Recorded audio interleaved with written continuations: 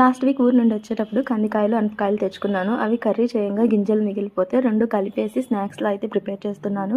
First మంచిగా wash చేసుకొని salt, water ఏసి కుక్కర్‌లో 3 విజిల్స్ వచ్చేంత వరకు ఉడికించుకోవాలి. నెక్స్ట్ ఇంకా పోపు కోసం ఆయిల్‌లో కొంచెం ఆవాలు, ఆనియన్, పచ్చిమిర్చి మీకు కావాలంటే కరివేపాకు కూడా యాడ్ చేసుకోవచ్చు. అన్నీ యాడ్ చేసేసి ఆనియన్ ఎక్కువ వేగొద్దు, లైట్‌గా వేగిన తర్వాత మనం ఉడికించిన గింజలు వేసి 1 మినిట్ అలా కలుపుకుంటూ వేయించాలి. అంతే, స్టవ్ ఆఫ్ చేసుకోవడమే. టేస్టీ స్నాక్స్ అయితే రెడీ. వీడియో నచ్చితే లైక్ అండ్ సబ్స్క్రైబ్.